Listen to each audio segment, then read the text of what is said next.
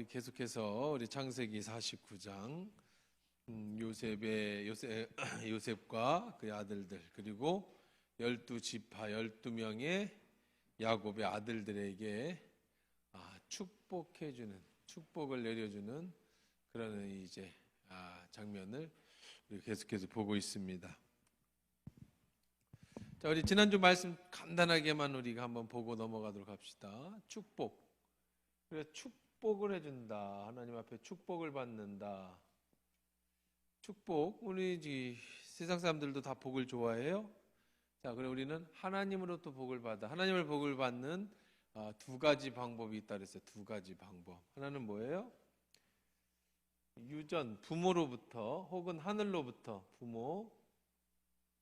그 다음에 자기 자신으로부터. 부모로부터 곧 하나님으로부터 이 상속되어지는 그런 유전에는 그 축복에는 이제 두 가지. 첫째는 그 부모의 행위로 복을 받아 자녀가. 두 번째는 이제 목회자나 선지자나 이런 사람들의 축복을 어떻게 해서 축복해주는 축복을 빌어줘서. 지금 그래서 50장은 지금 누구의 축복이에요? 야곱의 축복. 그렇죠? 부모의 행위나 축복. 축복은 이제 두 가지예요. 부모가 특히 이제 아버지, 영적 아버지. 뭐 꼭 남자일 필요는 없습니다. 부모가 엄마가 교회 다니고 아빠가 안 교회를 안 다니면 그냥 엄마가 다녀도 해도 돼. 영적 부모, 영적 아버지. 그 다음에 주의 종이 축복을 해줍니다. 하나님이 복을 주시는 거예요. 그래서 아버지나 주의 종이 해주는 복을 여기서 안수 축복 기도를 해주죠. 안수를 해든지. 그래서 주의 종은 이제 주일날 목사님이 하는 축복 기도. 그걸 뭐라 그래? 축도. 그러니까 여러분들이 축도를 굉장히 의미 있게 보셔야 돼요. 한국 사람들은 교회 하면은 기독교 하면 한국 사람들의 한국 사람들은요. 기독교 하면 뭐를 제일 예배 중에 뭘 가장 중요시 여길까요? 예배 많은 순서 중에 주일날 갔어요. 뭘 하고 와야 예배 드린 거야? 설교를 들어야 예배를 드린 거야. 그렇죠? 그래서 그러면 안 되는데 뭐 어떤 사람은 말씀 전에 오면 안 늦었다고 생각해. 말씀 전에 오면 안 늦었다고 생각해. 그렇지는 않죠. 자, 그런데 미국 사람들은요. 미국 기독교인들은 그리스도인들 기독교인들은 축도를 받고 와야 예배를 드렸다고 그래. 그 정도로 이제 축도를 굉장히 중요시 여깁니다. 뭐 마찬가지 다. 자, 보세요. 우리는 축복은요. 조금만 새 나가고 본론으로 가야 돼. 이리 가면 또 1시간 다 가니까. 어떤 우리의 모든 축복은요. 의미를 굉장히 중요시 두셔야 여러분 축복을 받아요.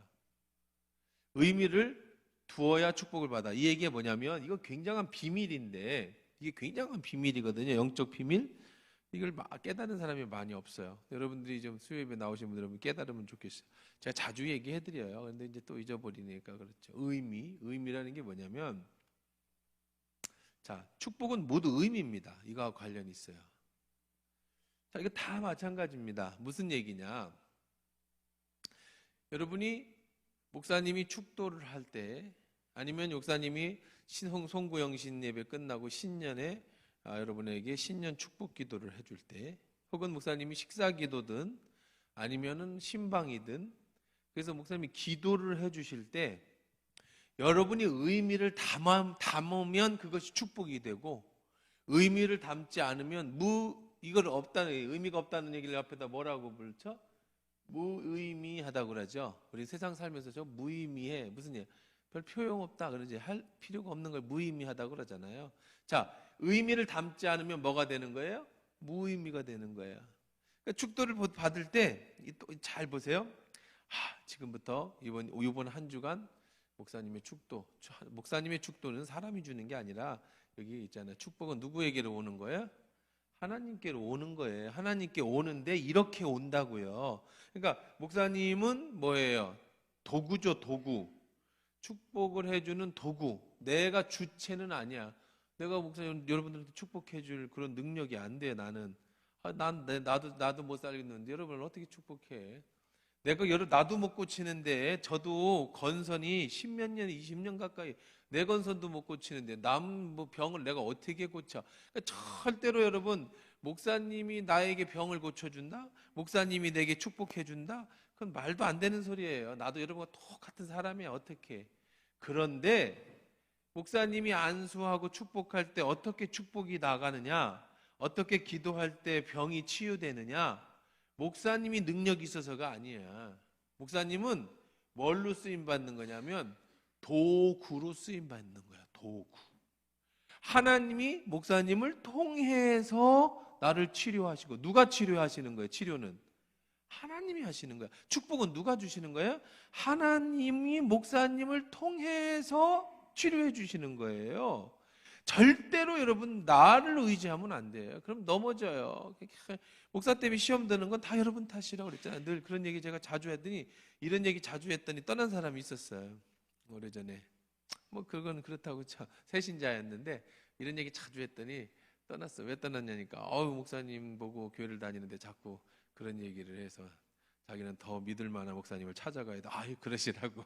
그렇게 가시라고 제가 아주 고이 접어 보내드렸는데, 자, 마찬가지예요. 여러분 절대로 늘 말씀드리지만 사람은 믿을 존재가 안 된다. 앞에 있는 목사도 믿지 마라 그랬어요.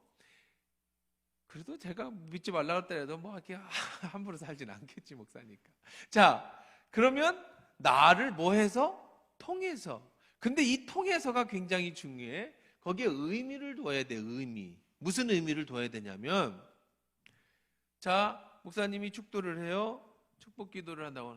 지금은 우리 주 예수 그리스도의 은혜와 이렇게 하나님의 크신 사랑과 성령의 교통위로 역사하심이 오늘 이번 한 주간에도 주의 말씀 듣는 모든 사람들에게, 원래는 성경대로 고린도에서 나오는 바울의 축복 기도에 의하면 성경에 축복은 두 개가 나와요.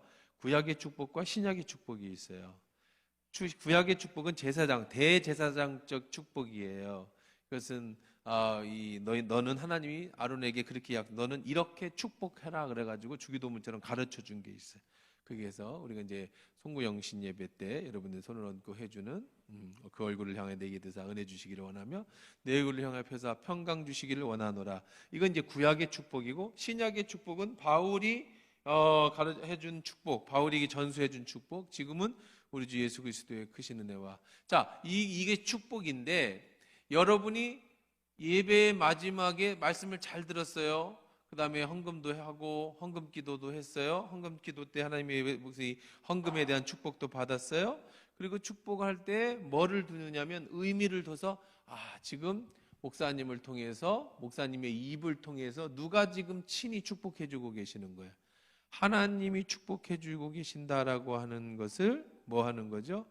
여러분이 믿음으로 받아들이고 믿음으로 고백하고, 그렇게 믿음으로 한 주간에 이 축복을 받아 살아가겠다라고 고백하는 거예요. 그럴 때 그게 의미가 생기고 정말로 하나님이 이렇게 통해서 축복이 클릭하는 거죠.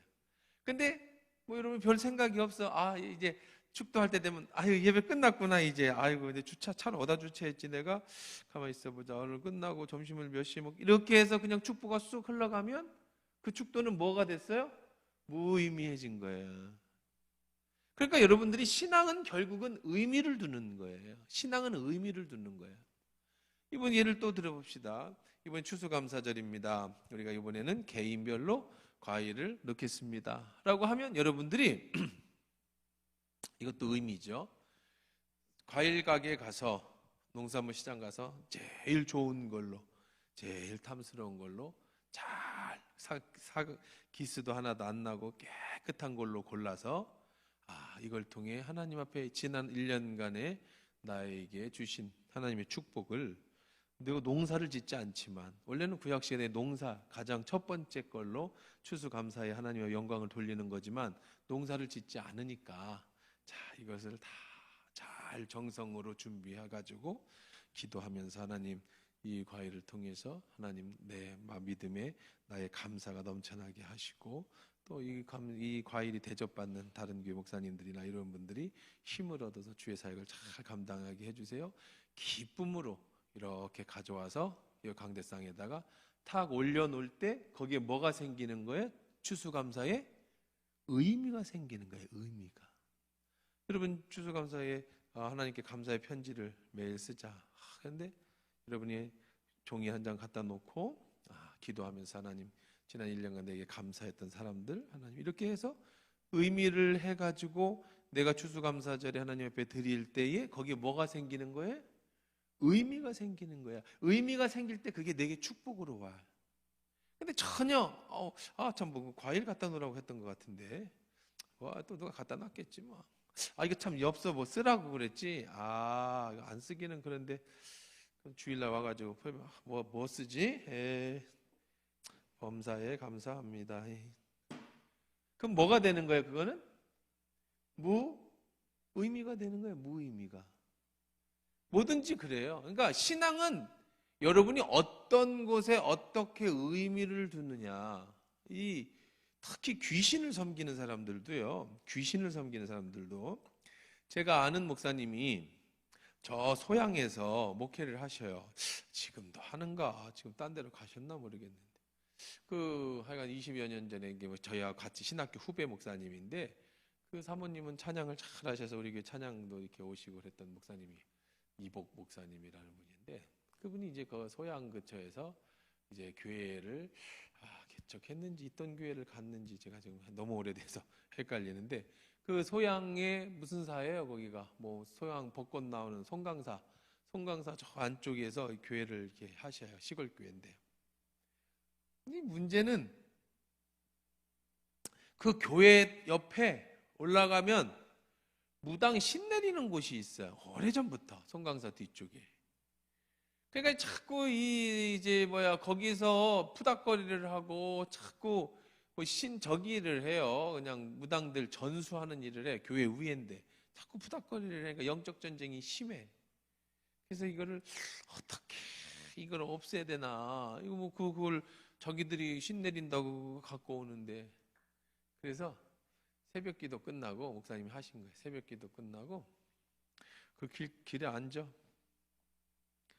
그러면 이제 거기 산에 올라가는 길이니까 이 사람들이 떡, 그 다음에 뭐 과일 최고급으로 이렇게 준비해 이고, 신 내리면서 쭉 이렇게 남자 박수가 하나 이렇게 머리에 이고 이렇게 쭉 따라가서 이제 신 내리러 가는.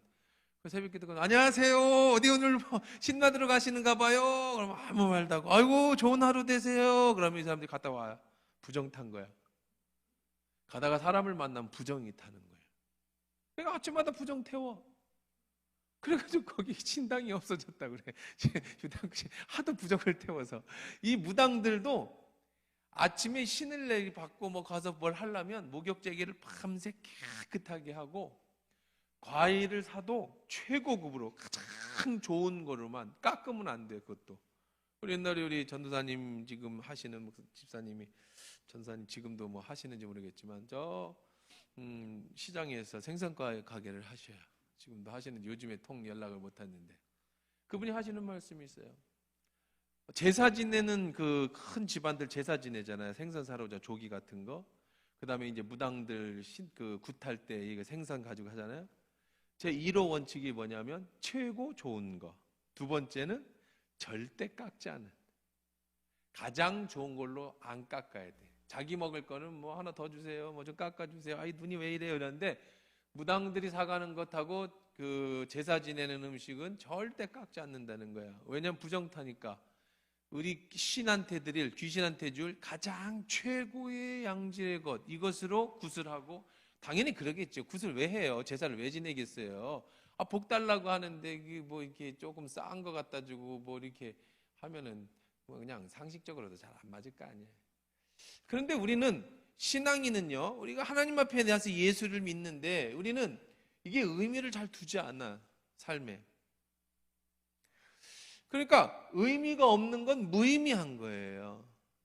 하나님이 내게 축복을 해주실 때 내게 의미가 없다면 자, 그러면 이제 다시 이걸로 돌아갑시다. 지금은 오늘 49장의 이제 야곱의 축복이에요. 야곱의 축복. 너는 담장 너머로 뻗은 나무 가지에, 이게 지금 야곱의 축복이 이제 요셉에게 해주는 축복이잖아요. 자, 그 내용이 이제 지금 하는 거예요. 그래서 12지파의 자기 형제들한테. 자, 야곱이 누구에게 축복을 해줘요? 자기 12 아들들에게. 물론 요셉의 두 아들하고 여기 빼고. 자, 야곱은 누구에게 축복을 받아요? 누구에게 축복을 받아요? 이삭에게 축복을 받죠. 이삭은 누구에게 축복을 받죠? 아브라함에게 축복을 받죠. 자, 이 축복은 아버지로부터, 주의 종으로부터 받는다 그랬잖아요. 자, 아브라함의 이삭을 축복할 때다. 이삭이 야곱을 축복할 때, 자, 기억해 보십시다. 이삭이 자기 아들을 축복할 때, 이삭하고 에서가 있었죠. 어떻게 하라고 합니까? 가장 좋은 고기를 잡아다가 최고의 음식을 만들어서 아버지를 배부르게 먹이고 기쁨으로 아버지가 축복받게 하죠. 그때 이제 야곱이 엄마가 가서 좋은 작은 양을 잡아다가, 어린 양을 잡아다가, 엄마가 아빠 입맛을 제일 잘하니까 참 맛있게 해가지고 이삭에게 갖다 주니까 이삭이, 야, 너 이렇게 순적하게 왔느냐 했더니 하나님이 저를 순적하게 만나게 하셔서 이렇게 금방 잡아왔습니다. 이렇게 속이잖아요. 자, 보세요. 아니, 이삭이 야곱과 에서 자기 아들, 맨날 보는 아들을 축복해 주는데 왜 최고급 음식을 대접받고, 그러고 왜 그 날을 굉장히 중요한 날로 여겨요? 그 축복받는 날을? 의미인 거예요, 의미. 그날을 무슨 날로? 축복에, 하나님의 축복이 내려지는 의미를 두는 날이었다고, 의미. 그러니까 이제 여러분들 이제 이걸 너무 길게 하면 우리가 또 진도를 못 나가니까, 그래서 결국은 의미라는 것, 여러분 신앙은 결국은 의미예요. 축복은 의미예요. 오늘날도 마찬가지입니다. 여러분이 무엇을 하든지, 여러분이 주일 예배를 드리든지, 아니면 여러분들이 헌금을 하든지, 여러분이 봉사를 하든지, 하나님의 은혜에 감사해서 내가 무엇을 하든지 거기에 반드시 의미를 부여하셔야 돼요. 그리고 그것이 남들은 다 별로 생각 없이 무의미하게 하니까, 형식적으로 하니까 나도 형식적으로 해야 된다? 그럼 남들도 복을 안 받으니까 나도 복을 안 받는다고 똑같아. 그래서 축복받으려면 다른 거 없어요. 의미를 두세요. 의미. 옛날에 제가 가끔 말씀드리잖아요. 우리 권사님들은, 옛날 권사님들은 여기 강대상 아무도 못 만졌어요. 여기 못 올라갔어요. 왜 못 올라갔어요? 왜 못 만졌어요? 그래도 의미를 뒀어요. 무슨 의미? 여기는 하나님 말씀이 선포되어지는 것, 여기 주의 종이 기도하고 올라가는 것. 그러니까 애들 여기 올라가면 무지하게 혼내고 겠다고. 지금은요, 의미를 안 둬요. 그러니까 뭐 여기서 뭐 막 뛰어다니고 뭐 지금은 뭐 그렇게. 그러니까 의미를 안 두면 아무것도 아니고, 의미를 안 두면 아무것도 아니야. 진짜 뭐 올라간다고 뭐 하늘에서 벌 내리고 그러지 않아. 여기 뭐 무슨 뭐 이게 신성한 곳이라 들어가면 뭐 벌 받고 뭐 그러는 거 아니에요. 안 그렇습니다.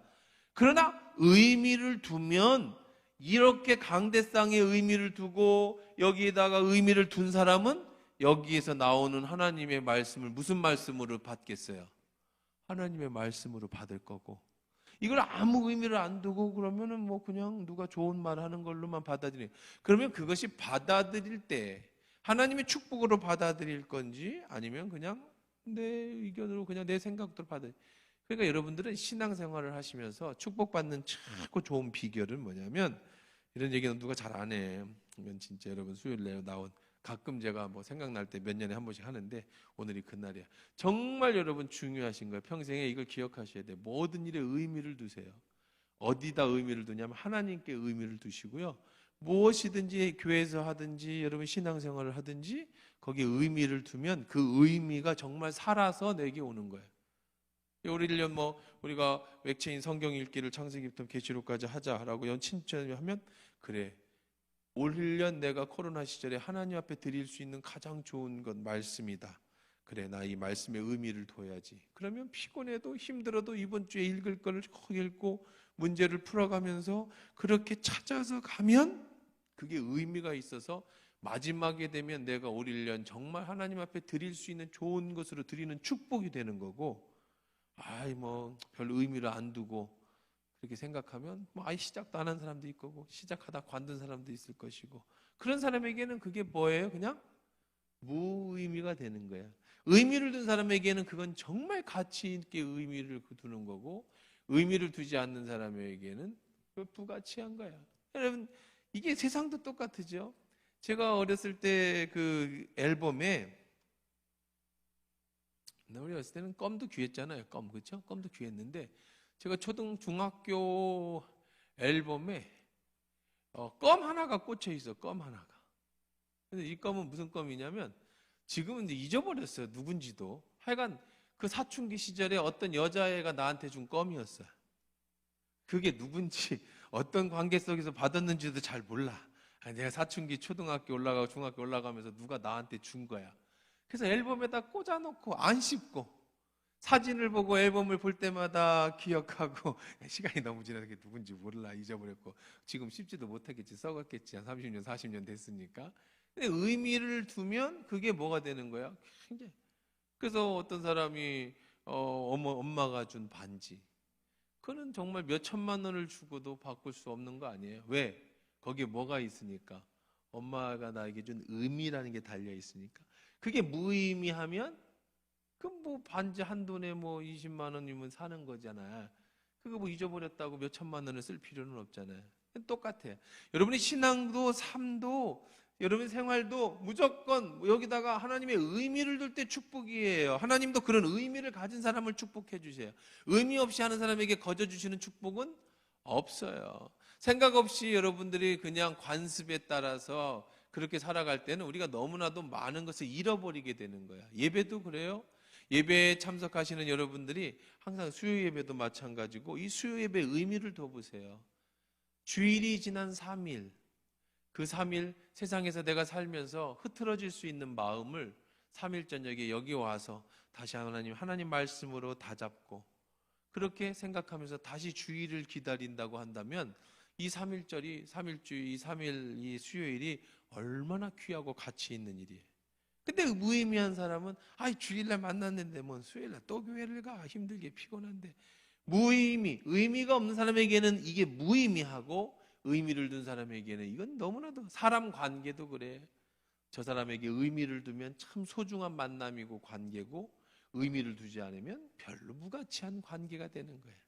근데 이 재밌는 게요, 삶에 의미를 둔다는 거는요, 하나님 앞에 축복이라고 하는 개념도 좋지만 인생을 어떻게 사는 거냐에 대한 의미에 따라서 인생이 달라지는 거예요. 여러분이 어떻게 어디에다 의미를 두느냐에 따라서 여러분의 인생이 달라져요.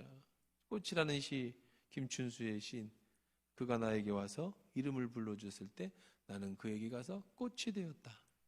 그 전까지 나는 이름 없는 들불에 불과했어요.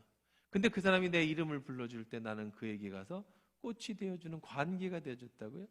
여러분이 하나님에 대해서도, 천국에 대해서도, 하나님 나라에 대해서도 의미를 부여하면 이 땅의 삶이 정말 가치 있고 천국을 준비하는 우리들의 삶에 매일매일이 소중한 거지만, 천국의 의미를 두지 않고 이 땅의 의미를 두고 살아가면 늙는 것이 한스러운 거야. 옛날에는 이뻤는데 쭈글쭈글한 내 얼굴, 자꾸 아파지는 내 육신, 이 땅의 의미, 이 땅에만 의미를 두니까 자꾸 인생이 힘들어져요. 나이가 들수록 정말 괴로워지고 우울해지는 거야. 왜? 이 땅의 소망이 돼요. 천국의 의미를 더 보세요. 죽음이 너무 그리워, 너무 소중해. 너 죽음, 잠들다가 눈을 뜨면 주님을 만날 건데 그날까지 내가 최선을 다해야지. 몸이 아프고 죽을 날이 가까워 너무 감사해. 조금 있으면 주님 만나겠구나. 이런 기쁨으로 하루하루를 소중하게 살아가는 사람이 있는가 하면, 이 땅에 의미를 둔 사람은 죽음이 너무 두렵죠. 이걸 놓고 간다는 게 너무 괴롭죠. 힘들죠. 그러니까 여러분이 무엇인가에 의미를 둔다라는 것은 여러분의 인생을 어떻게 살아가느냐라고 하는 것에 대한 어떤 방향성도 제시해주고, 세상의 삶을 어떻게 살 것에 대한 구체적인 계획까지도 짜게 해주는 게 바로 의미라는 거예요.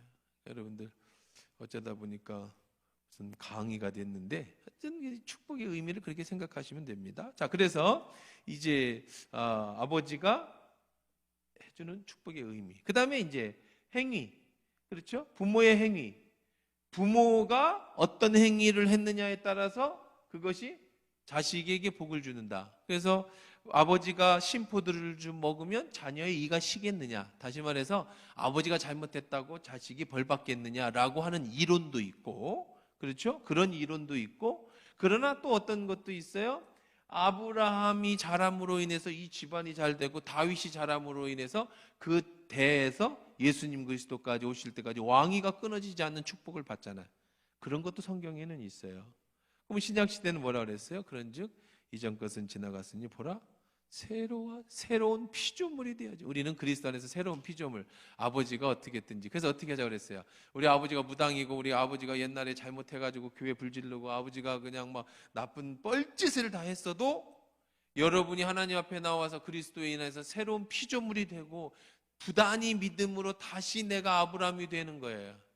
그리고 그렇지 않으면 또 하나는 우리 아버지가 뭐 목사하고 우리 집안이 뭐 그렇게 해서 뭐 옛날부터 그러면 그냥 뭐 하면 돼? 감사함으로 받으면 된다. 그런 얘기 지난주에 말씀을 나눴었습니다.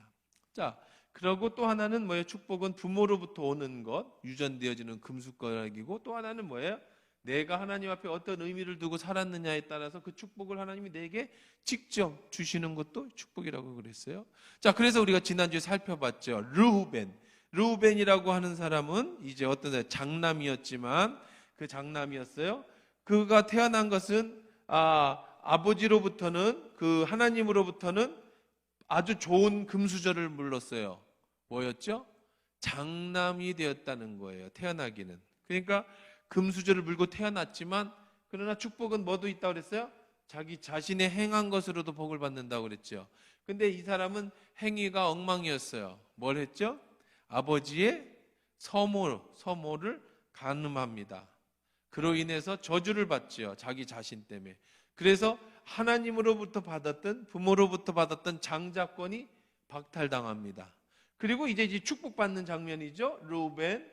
르우벤. 그래서 르우벤의 자녀들은 어떻게 된다고 그랬어요? 르우벤이라서 나중에 요단 동편에 가서 땅을 먼저 분배받아요. 그리고 열심히 노력하지만 르우벤은 장자임에도 불구하고 성경에 위대한 인물이 한 명도 안 나와요. 사사조차도 하나도 안 나와요. 그냥 이렇게 희지부지 끝나는 사람이 됐어요. 아버지로부터는 좋은 유전력을 가지고 태어났는데 그냥 3대째 믿음의 집안에서 태어났는데 근데 본인이 엉망으로 살았어. 모태신앙. 그래가지고 그에게는 그렇다고 하나님이 뭐 저주를 내리거나 그러지는 않았는데 별로 큰 축복을 받지 못한 그런 대표적인 사람이 르우벤이었다. 그 다음에 이제 누가 있었어요? 시므온하고 누구는 같이 엮어간다? 레위하고는. 왜? 둘이 같은 엄마인데 한 배에서 르시레가 같은 엄마인데 성격이 아주 이들 둘은 굉장히 포악해. 그래가지고 이제 뭘 했어요? 레아가 낳은 아들 딸이죠. 근데 이제 저기 할 때 시므온과 레위 히위 족속 하몰의 아들 추장 세겜이 그 누나 그 딸 자기 여동생 디나가 강간을 당하고 가니까 가서 거짓말로 그들하고 결혼시킨다고 해놓고 그 사람들을 전부 할례를 시킨 다음에 다 죽이는 잔혹한 기계, 살인 기계. 그래서 시므온과 레위는 태어나기는 뭐 부모에게는 그리 됐지만 이 자신들의 행한 행위 때문에 어떠한 그 축복을 받습니까? 축복이 아니라 저주를 받죠. 너희들은 다 흩어질 것이다. 그래서 너희들은 이제 하나님으로부터 축복을 받지 못하게 될 것이다. 나중에 시므온은 오늘 이제 뒷부분에 나오겠지만 시므온 지파는 나중에 흩어져서 없어져요. 이게 그래서 어디로 가냐면 시므온하고 유다 지파가 경계가 같았었거든요. 같은 경계에 살았는데 유다 지파가 시므온 흡수해 버려요. 그래서 한 지파가 없어져 버리는 게 지파예요. 시므온 지파가. 그래서 흩어지고 말아 버립니다. 그거는 이제 자기 자신 하나님으로부터 이런 행위 그러죠? 그 다음에 레위라는 사람이 참 재미있어요. 레위라는 지파가. 이 레위 지파는 시므온과 도매금으로 흩어지게 됐어요. 그래서 땅을 기업으로 주지를 않습니다. 흩어서 다 흩어보내. 그래서 레위 지파는 뭐 르우벤네 지파에도 살고, 시므온 지파 가서도 살고, 다윗 유다 지파 가서도 살고, 뭐 단 지파 가서도 살고. 왜? 레위는 땅이 없어요. 그리고 뭘로 사는 거예요? 그냥 제사장으로 살아요. 근데 원래는 그냥 흩어지고 마를 것이었는데 아주 특이한 케이스예요. 레위는 저주는 받았어요. 그 부모로부터 행한 것 때문에, 부모가 그 자신의 행한 것 때문에. 근데 그 자손이, 그 레위의 자손이 자기가 태어났던 그 그러니까 가게에 흐르는 저주론 제가 자주 얘기하잖아요. 그게 진짜 있느냐 없느냐 그런 걸 따져서 하여간 부모로부터 받아온, 불교 용어를 써서 죄송하지만 업보, 부모로부터 받아온 그 이걸 스스로 해결한 케이스야. 레위가 아주 특이한 케이스예요. 어떤 일이 있었느냐면, 이제 레위가 광야에서 이제 이스라엘 백성이 그 광야에 출애굽하던 시절에 금송아지 사건 있었잖아요. 이 금송아지 사건 때 우상에게 절하지 않은 그러한 지파, 그리고 이 동편 이스라엘 백성이 바알볼에서 우상을 섬기고 음행을 행했어요. 그 나라 그 우상 숭배는 뭐냐면 음행, 남녀가 음행하는 게 예배예요. 그러니까 막 다 빠졌죠. 그게 이제 모압, 암몬 이런 지역에 살고 있던 바알, 이세벨, 바알, 그다음에 뭐였어? 그 우상들. 지난번에 한번 제가 그 저기 하면서 한번 보여드렸었잖아요. 드비딤 뭐였지? 드라빔 얘기하면서 우상들 쭉 얘기했었잖아요. 그때 이제 그런 우상들에서, 그러니까 남녀가 혼합한 성관계를 하는 이 음탕한 것이 예배인 그 우상이에요. 그거를 이스라엘 백성이 했단 말이에요. 그러니까 이 유다 백성, 그 레위 지파의 비느하스라는 사람이 이 그 창을 가지고 가서 음행하고 있는 두 남녀를 그냥 푹 찔러 매달았게. 하나님이 그걸 보고 너무너무 기뻐하셨어요. 그래서 그 아버지 레위가 시므온하고 그 짓을 해서 그 집안의 자녀들이 흩어졌는데, 그 비느하스의 그 일이 하나님 마음을 기쁘게 하셔서 이 비느하스, 레위가 이제 고핫, 므나리 그 세 명을 낳죠. 고핫을 낳고 므나리를 낳고 게르손을 낳았잖아요. 그 세 아들들이 낳은 자손들을 레위 지파로 서겨서 이 레위 지파는 다 제사장 지파가 되는, 평생 그들이 낳은, 레위와 세 아들이 낳은 이 자녀들은 전부 뭐가 되는? 제사장이 되는 축복을 얻게 돼요. 그러니까 조상의 죄를 끊어버리고, 가게에 흐르는 저주를 끊어버리고 새로운 조상이 되는, 새로운 자기가 아브라함이 되는 이런 케이스가 바로 레위 지파였다. 그러니까 여러분들 인생에 살다가 내가 부모로부터 좋은 유전력을 가지고 태어나지 못했어요. 신앙에 내가 뭐 그런 유산을 받지 못했어요. 내가 첫 아브라함과 같은 신앙의 그런 조상이에요. 힘들겠죠. 영적 전쟁은 무지하게 심합니다. 그런 분들은요, 정말 강해야만 살아남아요. 우리 주변에서 내가 처음 예수 믿는 집안이면, 사람이면 정말 강해야 살아남아. 영적 전쟁이 보통 강한 게 아니에요.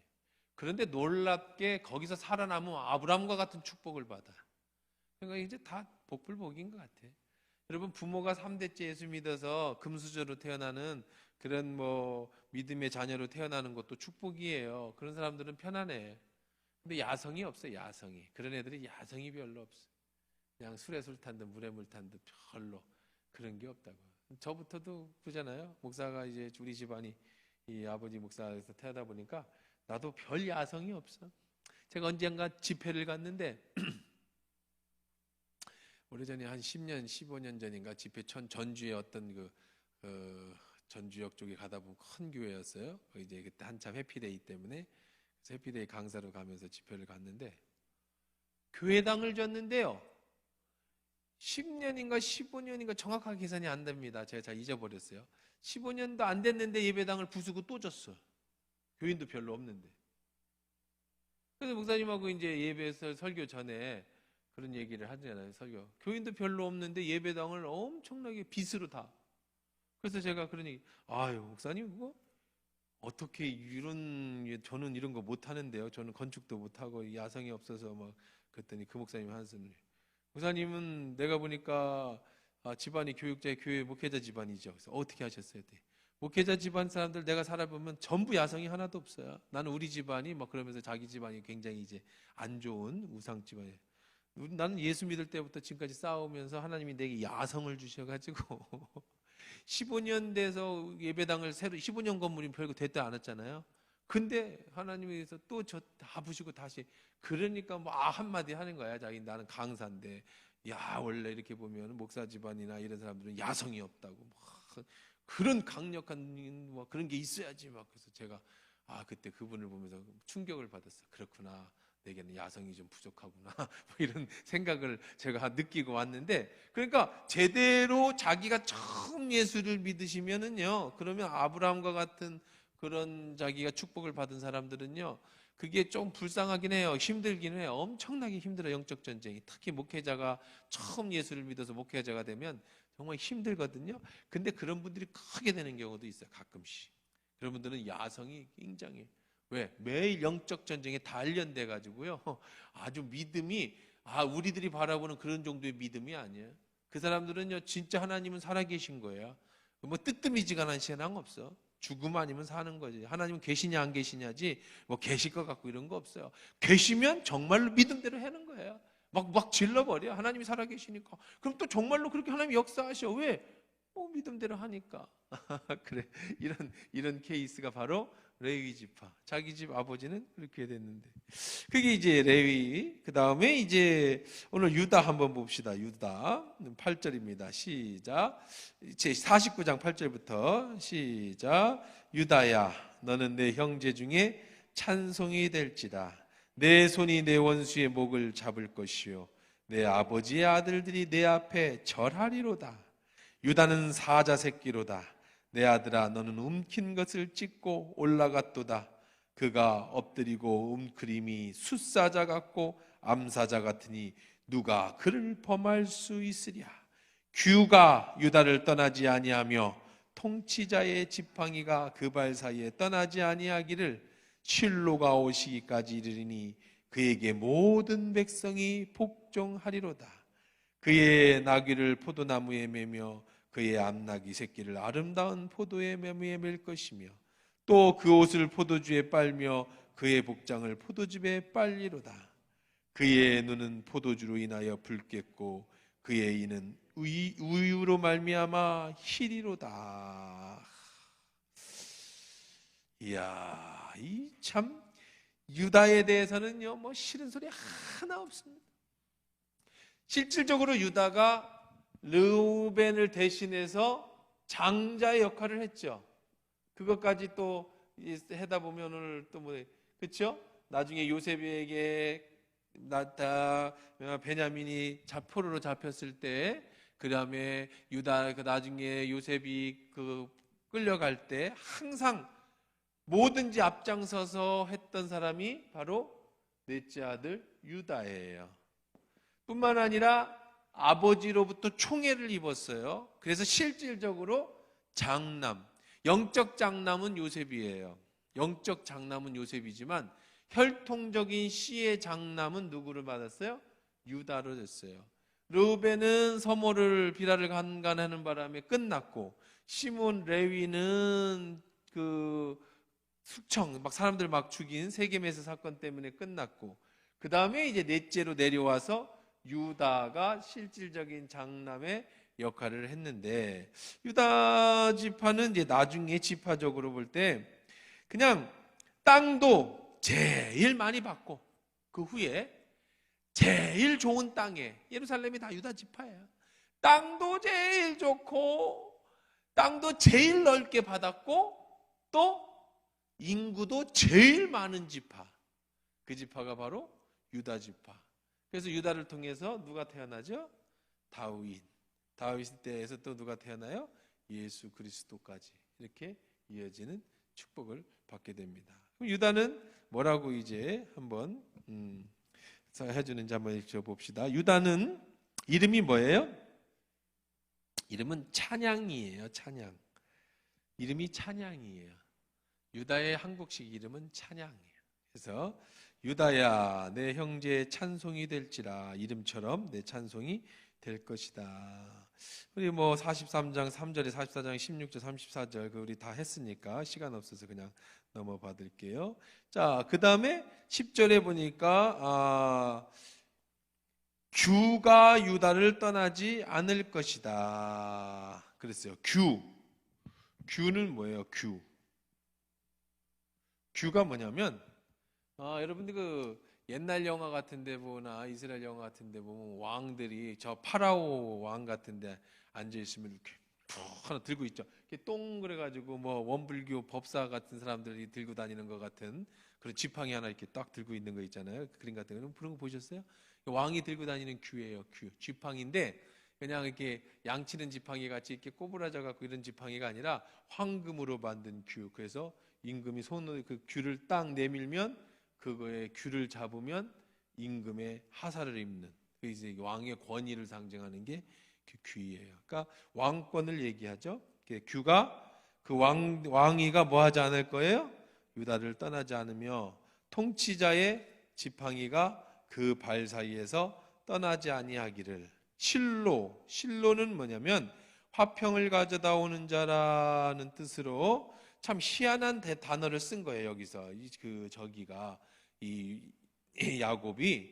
야곱은 다 봤어요. 미래를 하나님의 은혜로. 선지자들은 다 미래를 보는 사람들을 선지자라고 얘기했잖아요. 실로는 그냥 당연히 누구를 얘기하는 거야? 예수 그리스도예요. 근데 실로라고 하는 단어가 아주 특별하게 쓰여지는 아주 그 수수께끼 같은 신비로운 단어예요. 실로. 근데 이게 실로가 오시기까지. 그러니까 도대체 실로가 뭡니까? 실로가 그분이 오시기까지. 옛날에 우리나라 정도령 사상이에요. 정도령 사상. 그래서 그분이 정도령이 오면 이제 이쪽에 뭐 평화가 오고, 그게 이제 원불교 뭐 또 저기 뭐 무슨 여러 가지 종교들이 다 저 금산사에서 일어나는 그런 것을 기다렸던 그 정도령 사상이라는 게 우리나라에 있었어요. 옛날에. 그러니까 이것처럼 실로 사상이 있어요. 실로라는 분이 오시면 메시아죠. 메시아.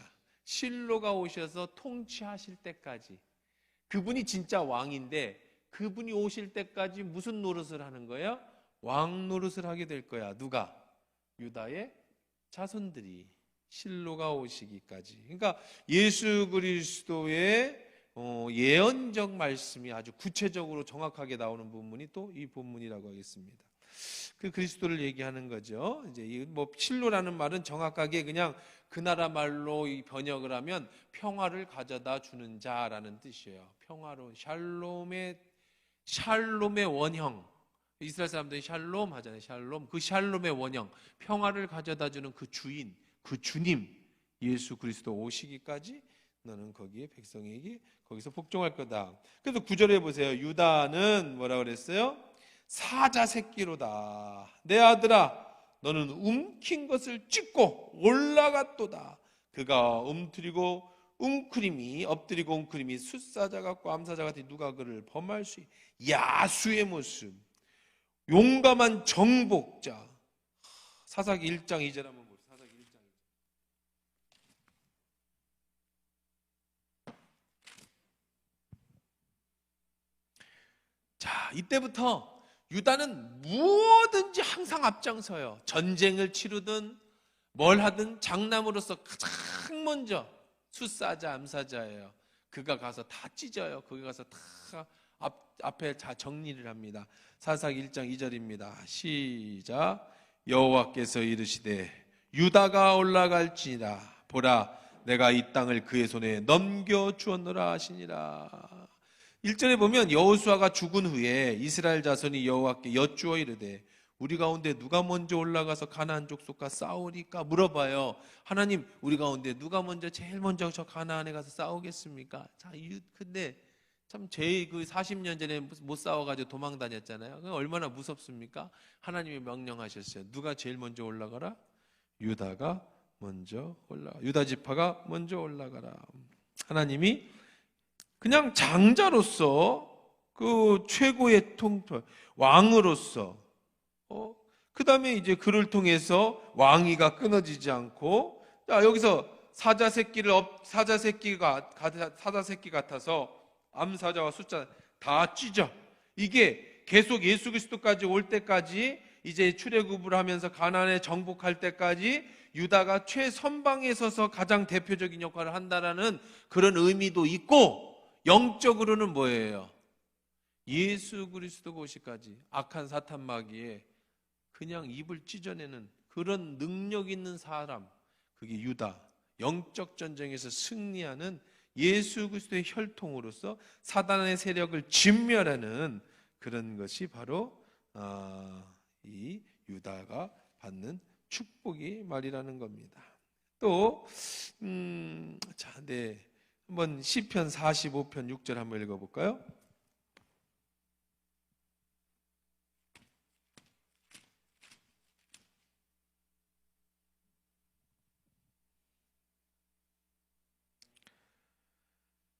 자, 같이 한번 읽어봅시다. 5절, 45장 5절 시작. 왕의 화살은 날카로워 왕의 원수의 염통을 뚫으리니 만민의 왕의 앞에 엎드려지는도다. 하나님이여 주의 보좌는 영원하며 주의 나라의 규는 공평한 규이니라. 하나님이 왕이신, 그래서 그 하나님의 규를 가지고 그래 맨 앞에 서서 원수의 염통을 뚫어내는 그런 능력 있는 일을 바로 누가 하는? 유다 지파. 히브리서 우리 1장 8절 한번 또 읽어봅시다. 히브리서 1장 8절.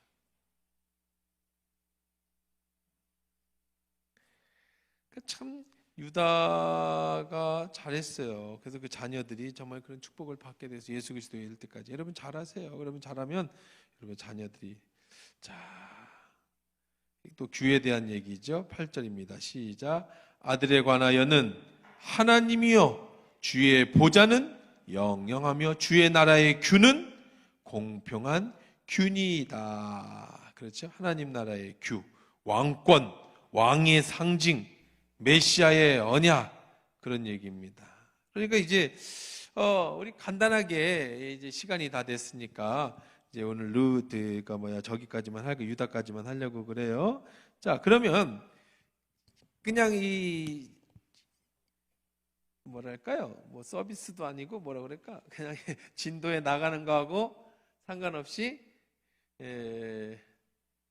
그냥 뭐라고 하면 좋은 단어가 생각이 안 나네.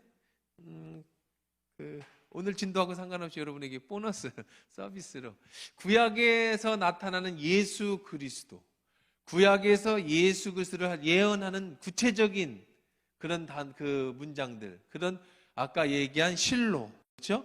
그런 것들이 뭐가 있을까? 한번 좀 간단하게 우리가 한번 찾아보도록 그렇게 해보십시다. 자, 첫 시작은 뭘까요? 첫 시작. 첫 번째 예수 그리스도의 예언의 첫 시작은 어디 나올까? 물론 많이 나오지만 구체적인 것만. 자, 창세기 3장 15절입니다. 창세기 3장 15절.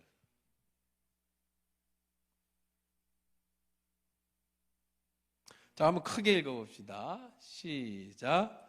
내가 너로 여자와 원수되게 하고 내 후손도 여자의 후손과 원수되게 하리니 여자의 후손은 내 머리를 상하게 할 것이요 너는 그의 발꿈치를 상하게 할 것이니라. 자, 지금 누구에게 한 저주예요? 뱀에게 한 저주야. 뱀이 선악과를 따먹게 했잖아요. 하나님이 저주를 내렸어요. 자, 뭐라고 그랬어요? 내가 너로 누구와 원수되게 해? 여자와 원수되게 하고 내 후손도 여자의 후손과 원수가. 여자의 후손 누구죠? 예수님이잖아요. 남자가 아닌 여자로만, 여자의 유전자만 가지고 나온, 남자 유전자는 안 가졌어요. 그러니까 여러분들 좀 그런 면에서는 여러분이 여성 동지들이 자부심을 좀 가져도 좋은 게 있는데, 예수님은 남자의 유전 형질이 없으셔요. 여자의 육체를 가졌는데 여자의 유전 형질만 가졌어요.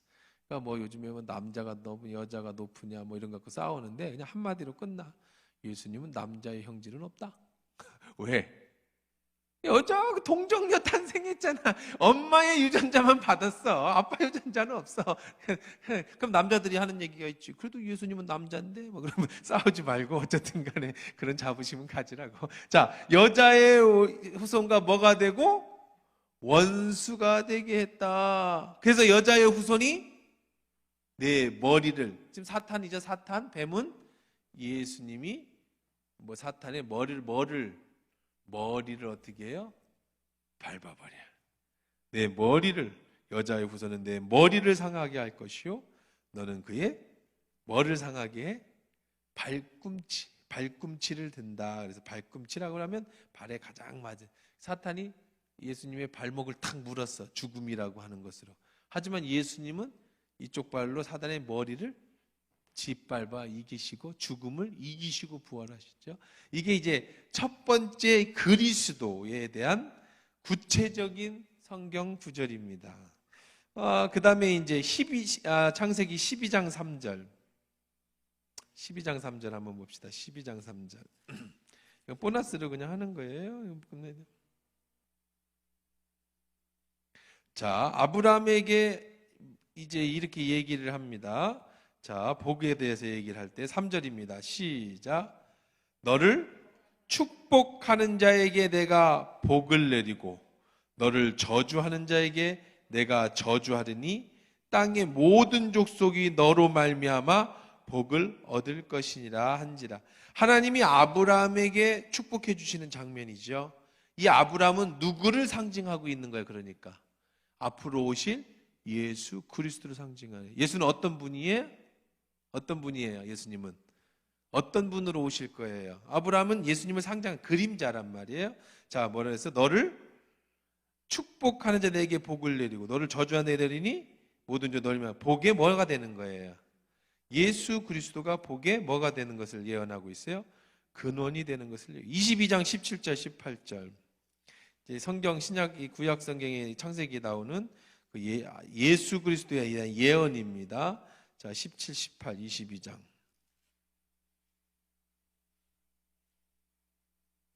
가봅시다. 시작. 내가 내게 큰 복을 주고 내 씨가 크게 번성하여 하늘의 별과 같고 바다의 모래와 같게 하리니 내 씨가 그 대적의 성문을 차지하리로다. 또 내 씨로 말미암아 천하 만민이 복을 받으리니 이는 내가 나의 말을 준행하였습니다. 여기서 아브라함에게 축복을 하시면서 계속해서 다 하는 단어가 뭐예요? 내 씨가 뭐야? 씨앗. 자손이죠, 자손.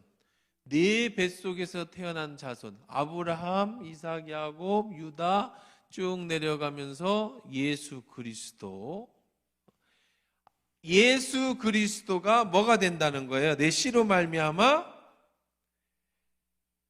내 씨가 그 대적의 성문을, 사단의 모든 것들을 다 깨트리고 내 씨로 말미암아 천하 만민이, 아브라함이, 이게 참 대단한 축복이 말도 안 되는 거죠. 아브라함의 네 후손이 복을 받으리라가 아니라 내 씨로 말미암아, 너가 아니에요. 네 씨 때문에 네 씨로 말미암아 누가 복을 받을 거야? 천하 만민이 복을 받을. 천하 만민. 그래서 예수의 은혜로 우리가 하나님의 자녀가 되고 천하 만민. 그래서 우리는 아브라함을 누구라고 부르는 거야? 믿음의 조상, 우리의 조상이라고 부르는 거예요. 왜? 예수님을 통해서 우리가 복을 받았는데 그 예수님은 누구의 씨로부터? 아브라함의 씨로부터. 그래서 우리를 아브라함을 뭐라고 불러? 믿음의 조상이라고 부르는 거죠.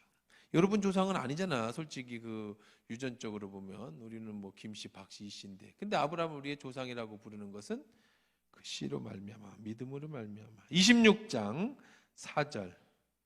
또 한번 봅시다. 26장 4절.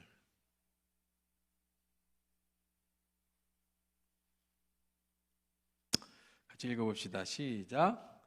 내 자손을 하늘의 별과 같이 번성하게 하며 이 모든 땅을 내 자손에게 주리니 내 자손으로 말미암아 천하 만민이 복을. 그러니까 아브라함이 결국은, 아브라함은 별거 아니에요. 그렇죠? 아브라함은 사실 뭐 100여 명도 안 되는, 몇 명 안 되는 그 이삭 하나 하고 그 정도. 그냥 그렇지만 아브라함이 의미 있는 거는 아브라함을 통해 누가? 예수 그리스도가 오셨기 때문에 믿음의 조상이라서 의미가 있는 거지. 아브라함은 별거 아니야 사실은요. 뭐 자기 종족 하나 100명도 안 되는 자기 식솔만 거느린 그냥 뭐 어떤 족장이었던 거죠. 근데 이거 뭐라 그랬어요? 내 씨로 말미암아 천하 만민이 복을 받을 것이다. 그런 말씀이 이제 22장 17, 18절, 26장 4절 또 봅시다. 26장 4절. 같이 봅시다. 이거 했네. 그렇죠? 내 자손이 하늘 별같이 변상해. 자, 그다음에 하나 더 보면 28장 14절. 28장 14절. 자, 내 자손이 땅에 티끌같이 되어 내가 서쪽과 동쪽과 북쪽과 남쪽 퍼져나갈지며 땅의 모든 족속이 너와 내 자손으로 말미암아 뭘 받아요? 복을. 그러니까 아브라함을 통해서 하나님이 계속해서 축복하신 건 뭐야? 너와 내 자손. 누구? 예수 그리스도를 통해서 누가 복을 받아? 니들 식구가? 니들 집안이? 아니요. 천하 만민이 복을 받을 것이다. 그래서 요셉은 그 야곱은 그걸 알고 있었죠. 그래서 야곱은 다윗에게 그 조상이 되는 다윗에게 축복하면서 뭐라고 축복을 하고 있어요? 실로가 오시기까지 너희를 통해 왕이가, 그 실로 샬롬의 왕, 평강의 왕이 오시면, 그러면 그 뒤로는 이런 예언이 없냐? 이거 사실 창세기 앞부분만 찾아본 거예요.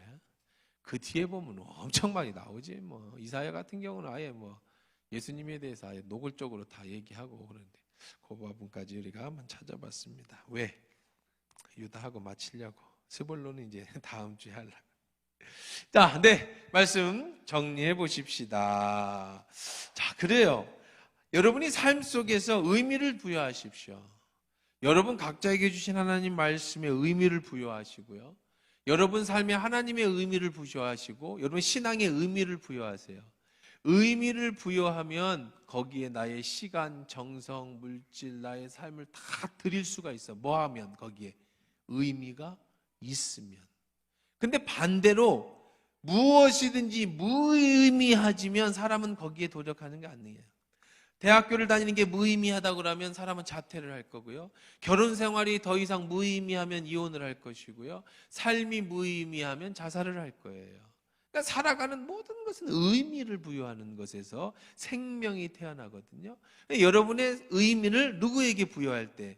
하나님 앞에 부여하고 신앙에 부여할 때 여러분은 축복의 근원이 되는 거예요. 그럼 축복을 받으면 여러분의 조상이 어땠든 간에 좋은 조상을 만났으면 감사하시면 되고, 내가 첫 번째 아브라함과 같은 조상의 시작이라면 여러분의 신앙의 의미를 부여해서 여러분이 아브라함과 같은 축복의 조상이 되는 축복의 은혜를 받게 되는 것이라는 거죠.